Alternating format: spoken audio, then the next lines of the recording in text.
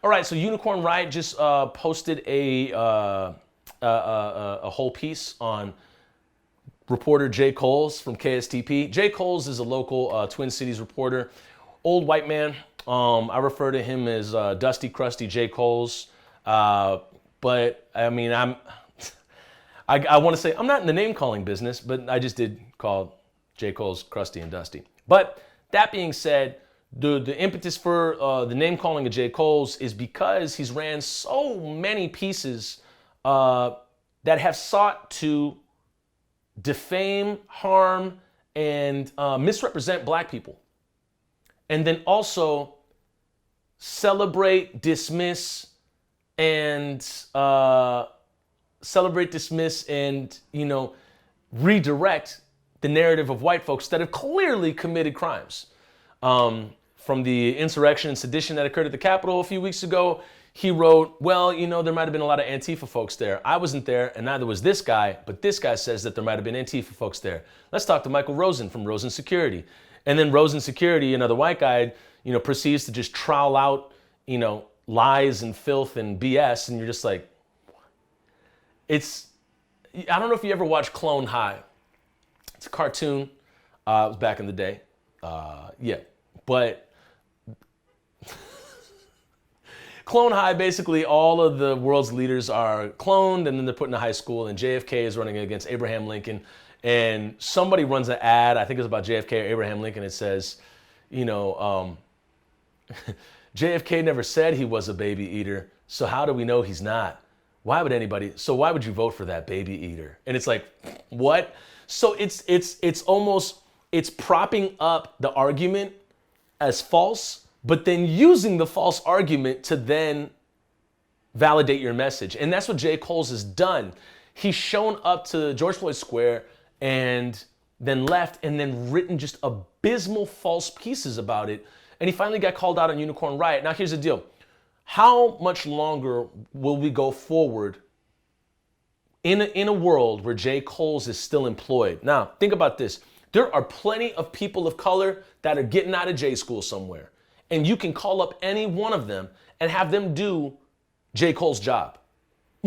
Easily. I know a dozen black people right now that could just show up to KSTP, take his job over, and make KSTP more value to the community than it is right now.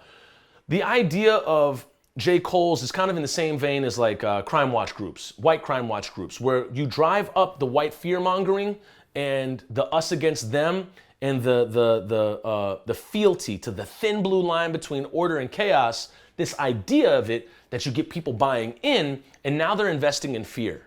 That carjacking happened there. So now in their mind, it's happening everywhere. So when Jay Kolls ramps up these narratives that George Floyd Square is a war zone, or the white folks that attacked the Capitol, they might have been Antifa too, or oh dear God, he said something else about people protesting at elected officials' houses. He then interviews a white guy that had bullet holes in his house, but it was because his son had committed a heinous crime and was involved in some BS. So all that being said, like how do you want journalism to look going forward in your city? Like, what is good journalism to you? Like really really vibe with me on that. Like I'm very curious what you think. What is good journalism, and why are folks like Jay Kolls permitted and employed still to this day that are just troweling out false story after white fear mongering, after propaganda, after BS, that it gets to the point where it's like, I know what Jay Kolls is gonna do next. Like there's no point, there's no wonderment about it. When the trial comes for Derek Chauvin, Jay Kolls is probably gonna spin something and say, wow, that jury was really intimidated into making that decision, or that jury made the right decision. And then he's going to justify it.